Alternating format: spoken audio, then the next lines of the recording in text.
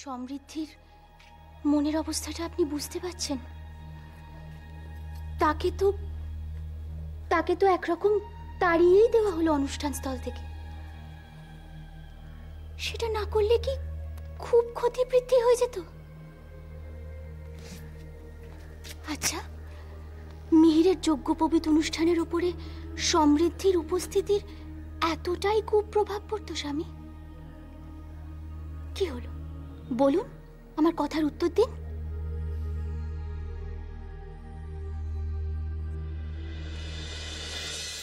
তা তো আমি জানি না, সত্যি জানি না। সমৃদ্ধির উপস্থিতি মিহিরের অনুষ্ঠানকে হয়তো, কিন্তু রাজকুমারী খনার কাছে শুনেছি মিহির অত্যন্ত কঠোর এক ব্রাহ্মণ বংশের সন্তান, তাই ওর যোগ্য পবিত্র অনুষ্ঠানে কোনো ত্রুটি আমি রাখতে চাইনি, যাতে ভবিষ্যতে ওর পরিবারের কারোর সাথে দেখা হলেও কোনো দোষারোপের সুযোগ না থাকে। কি ভাবছেন স্বামী? না, কিছু নয়। দেখো রেবতী, আমি শুধু চেয়েছিলাম যে মিহিরের এই অনুষ্ঠানে যেন কোনো ত্রুটি না থাকে। কাউকে অপমান করার কোনো উদ্দেশ্য আমার ছিল না। তবে এইসব ঘটনার পেছনে যে বিশেষ এক রাজনৈতিক চক্রান্ত চলছে সেটা আমার কাছে পরিষ্কার। যাই হোক, আমি যাই, প্রাসাদে একবার যেতে হবে আমাকে।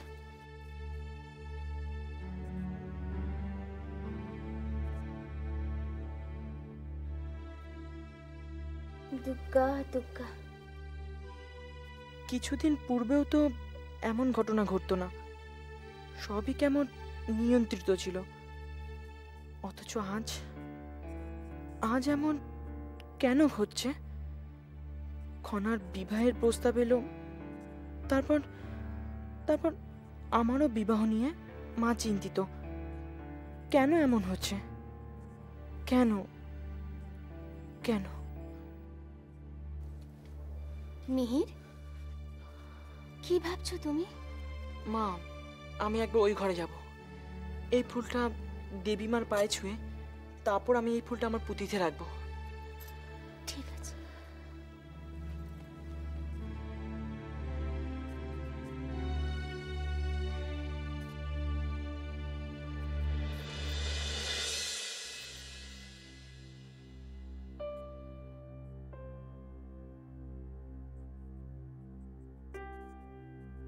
এই যে প্রধানমন্ত্রী মশাই, আপনি এখানে।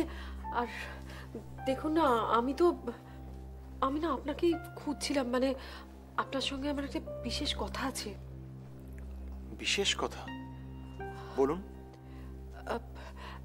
একটা ঘটনা ঘটে গেছে, যে ঘটনাটার কথা আমি এই মুহূর্তে আপনাকে ছাড়া অন্য কাউকে বলবার মতো ভরসা পাচ্ছি না। কি ঘটনা?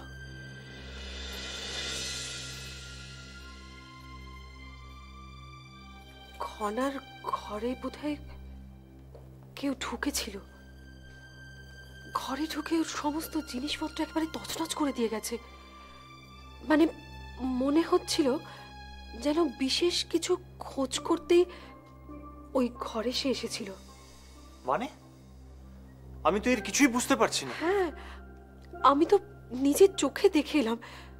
এই মুহূর্তে খনার ঘরে সমস্ত জিনিসপত্র একেবারে তোলপাড় হয়ে পড়ে রয়েছে। কিন্তু খনার ঘরে এখন কেউ তছনছ করবে কেন? সেটাই তো আমিও ভাবছি প্রধানমন্ত্রী মশাই। আচ্ছা, খনার কোনো বিপদ হবে না তো এর জন্যে?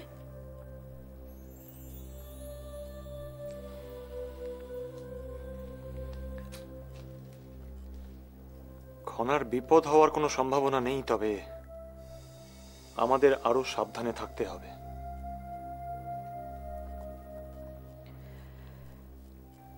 আমি খালি ভাবছি, এই প্রাসাদে রাজনৈতিক কুচক্র কোনোদিনই বোধহয় বন্ধ হবে না, তাই না? না হলে খনার ওপর এখনো পর্যন্ত এরকম ভাবে আক্রমণ হানতে কারো এতটুকু দ্বিধাবোধ করে না? এরই নাম রাজনীতি। যাই হোক, খনা কি এই ঘটনাটা জানে? না, এখনো পর্যন্ত ও কিছুই জানে না। আপনি আপনি খনাকে মানসিকভাবে প্রস্তুত করুন। ও এসে হঠাৎ করে যদি ঘরের ওই দশা দেখে তাহলে ওর মনে প্রভাব পড়বে। আপনি আগে থেকে ওকে সবকিছু জানান। কিন্তু আমি কোন মুখে জানাবো এসব কথা? তাছাড়া ও যদি এ বিষয়ে আমার কাছে বিশদে কিছু জানতে চায় তাহলেই বা আমি কি উত্তর দেব বলুন তো? কিছু বুঝতে পারছি না। ও হ্যাঁ, প্রধানমন্ত্রী মশাই, আরো একটা গুরুত্বপূর্ণ তথ্য কিন্তু আপনাকে এখনো জানানো হয়নি। কি? যজ্ঞ পবিত্র চলার সময় আমি খনার ঘরের বাইরে মাসুমাকে দাঁড়িয়ে থাকতে দেখেছি।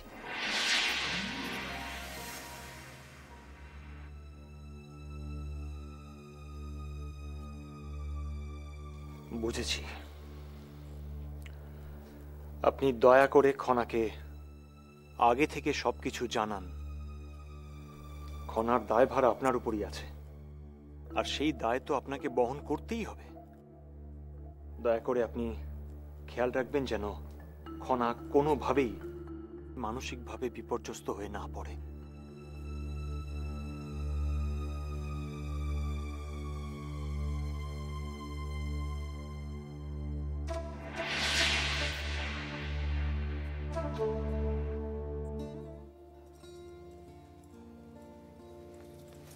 খনামা, আশ্রম থেকে ফিরছ? মিহিরের যজ্ঞ পবিত্র অনুষ্ঠান অনুষ্ঠিত হলো এই প্রাসাদে, আর তুমি সেখানে উপস্থিত থাকতে পারলে না। মা, তাতে কি? খনা, এই প্রাসাদে এত বড় একটা অনুষ্ঠান হলো আর তুমি তাতে নেই। বিশ্বাস করো, আমারই খুব খারাপ লেগেছে। মা জানো, আজ আচার্যদেব আশ্রমে নক্ষত্র বিজ্ঞানের নতুন কিছু ধারা শিখিয়েছে। আচ্ছা বলো তো মা, আজ যদি আমি আশ্রমে না যেতে পারতাম তাহলে আমি এগুলো কি করে শিখতে পারতাম বলো তো? খনা, সেই ছোটবেলা থেকে নানা সমস্যায় দগ্ধ হতে হতে তুমি অনেকটা দৃঢ়চেতা হয়ে গেছো মা। এসব সমস্যাগুলো তোমাকে আর আহত করে না, আমি বুঝি মা। কি তাই না মা? তাছাড়া আর তো কোনো উপায়ও নেই, আমাকে যে নিজেকে দৃঢ় করে তুলতেই হবে। কিন্তু খনা, প্রাসাদে এত গোলযোগ, এত হিংসা, এত দ্বন্দ্ব। মা, এই সব কিছু নিয়তিরই দান। আমরা তো তার থেকে কেউ আলাদা নই। খনা, তুমি এখানে, আমি তো তোমাকে। ঐশিকা, তুমিও এখানে? খুব ব্যস্ত বলে মনে হচ্ছে। হ্যাঁ, কই না, না তো। আমার মনে হয় তুই খনাকে একটা কিছু বলতে এসেছিলি। হ্যাঁ, না না, তেমন কিছু না। হ্যাঁ কৌরখী মা, আমারও তো তাই মনে হলো। তুমি যেন কিছু বলতে গিয়ে থেমে গেলে। কি হয়েছে কৌরখী মা, আমাকে বলো। ইয়ে, আসলে খনা, তোমার আশ্রম থেকে ফিরতে বিলম্ব হচ্ছিল, তাই একটু চিন্তা বিলম্ব? হচ্ছিল। কই না তো কৌরখী মা, আমি তো রোজ এই সময় আশ্রম থেকে ফিরি। খনা, আমার মনে হয় কৌরকি কিছু আমাদের থেকে লুকিয়ে যাচ্ছে। না না, লুকোতে চাইবো কেন? আমি তো। কিন্তু আমার তা মনে হচ্ছে না। মা, মা, আমি না অনেকদিন তোমার হাতে বানানো গুড়ে মিষ্টান্ন খাইনি। আজ না আমার খুব খেতে ইচ্ছে করছে জানো। বেশ, ঠিক আছে, আমি এক্ষুনি গুড়ের মিষ্টান্ন বানিয়ে আনছি। ঠিক আছে মা।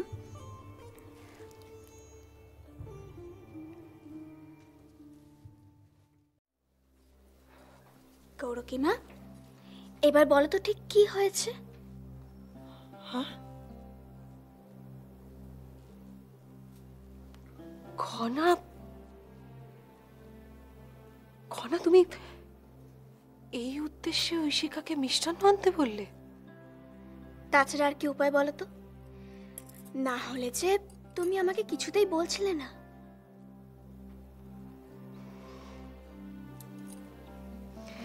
বেশ, এখন আমি তোমাকে যে বিশেষ কথাগুলো বলবো, তুমি কিন্তু খুব দৃঢ়চিত্তে সেগুলো অনুধাবন করবে, কারণ তুমি সিংহলের ভাগ্যলক্ষ্মী। আর 5 জন সাধারণ বালিকার মতো তো তুমি কেউ নও। কি হয়েছে গৌরকিমা, তুমি এইভাবে বলছো কেন? বলছি খনা, বলছি তার বিশেষ কারণ আছে।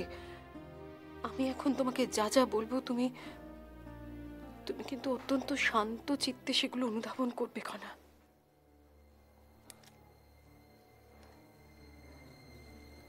কি হয়েছে কি বলো তো?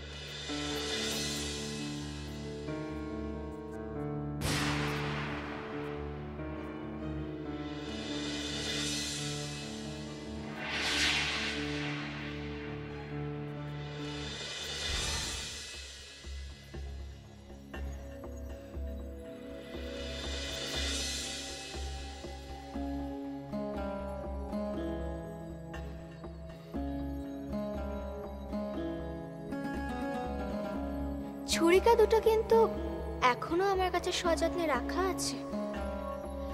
এখনো কিন্তু কেউ জানে না ওই দুটো ছুরিকা কার। আমার বক্তব্য খুবই সহজ ভাই কাকা, তুমি যদি কোনোভাবে এই দ্বিতীয় বিবাহে সম্মত হও, তাহলে কিন্তু ওই ছুরিকার ইতিহাস সবাই জানবে।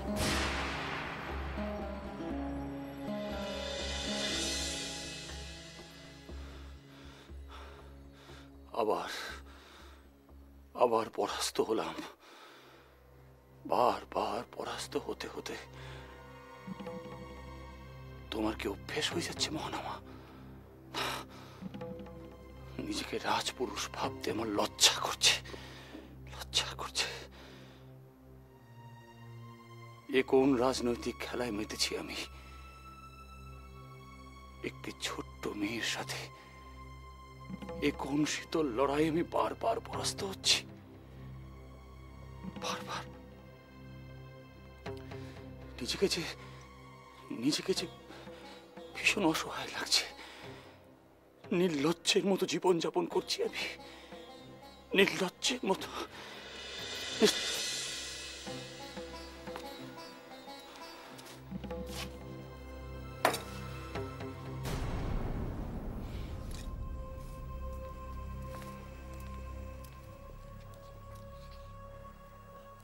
মহানামা, মহানামা, তোমায় কিছু কথা বলার ছিল। নিশ্চয়ই আবার কোনো ব্যর্থতার সংবাদ নিয়ে এসেছেন আপনারা। কি হলো, চুপ করে আছেন কেন বলুন? মহানামা, তোমাকে আজ বড় বীতশ্রদ্ধ দেখাচ্ছে। মহানামা, ব্যর্থতার কথায় ভেঙে পড়া কি একজন রাজপুরুষকে শোভা পায়? রাজপুরুষ? রাজপুরুষ? কার সাথে লড়ছি, কেন লড়ছি? যার কাছে বারবার পরাস্ত হচ্ছি তারই বিরুদ্ধে ষড়যন্ত্রে লিপ্ত হয়ে আমি। মহানামা, তুমি একজন রাজবংশীয়, এই ধরনের সামান্য ব্যাপার তো তোমার জীবনে ঘটতেই পারে। সামান্য ব্যাপার? বেশ, এবার তাহলে বলে ফেলুন তো কেন আমার কাছে আসা হয়েছে। মহানামা, আমরা কিন্তু আমাদের কার্যে আংশিক সাফল্য লাভ করেছি। মিহিরের যোগ্য পবিত্র অনুষ্ঠানে সমৃদ্ধিকে যেভাবে অপমানিত হতে হয়েছে, এখন সে দিকবিদিক জ্ঞান শূন্য হয়ে। আর ছুরিকা, সেই দুটি ছুরিকার কি হলো?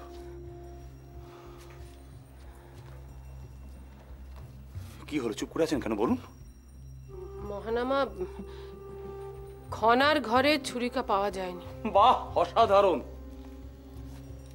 আসল কাজটাই তো তাহলে হয়নি। আবার প্রমাণ হলো যে আপনারা ব্যর্থ হলেন। এভাবে কেন ভাবছো মহানামা?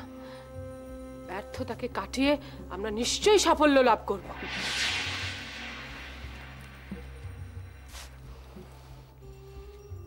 মহানামা, একজন রাজপুরুষের সব থেকে বড় দুর্বলতা হতাশা। সেই হতাশাকে প্রশ্রয় দিও না মহানামা, তাহলে ব্যর্থতা তোমার উপর চেপে বসবে। আজ এতটা হতাশ বলে কিন্তু তুমি এই জায়গায় আটকে আছো মহানামা। মহানামা,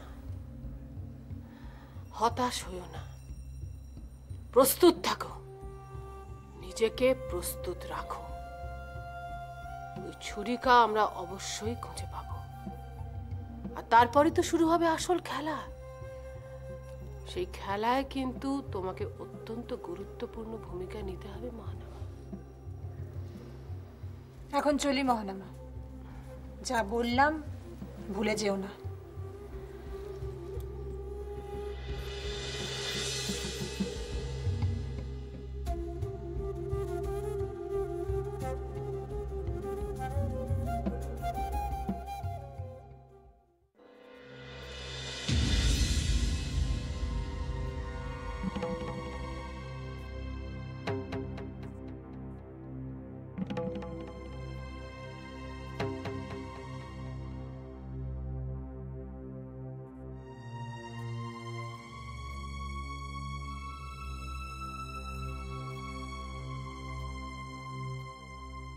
এই ঘটনার কারণ আমার কাছে স্পষ্ট। কারা আমার ঘরে এসেছিল, কেন এসেছিল, কি খুঁজছিল, সবই আমি জানি। কিন্তু যারা এটা করেছে তারা জানে না আমি তাদের থেকে অনেক বেশি এগিয়ে থাকি। ভাইকে কাছে ছুরিকা ওরা খুঁজছিল, তা এত সহজে পেয়ে যাবে? অসম্ভব।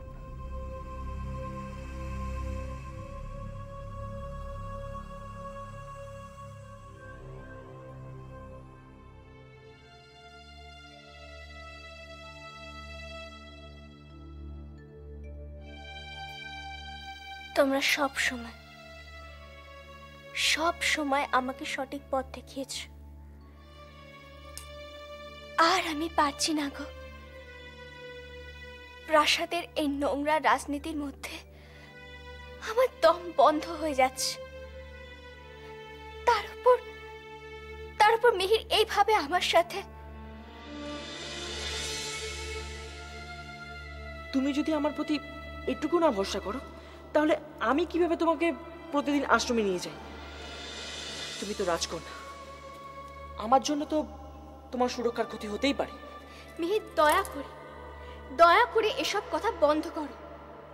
বন্ধ করব, নিশ্চয়ই বন্ধ করব, কিন্তু একটা কথা মনে রেখো, কাল থেকে তুমি আমার সঙ্গে আর আশ্রমে যাবে না। নিজের মতো যাবে আর নিজের মতন প্রাসাদে আসবে।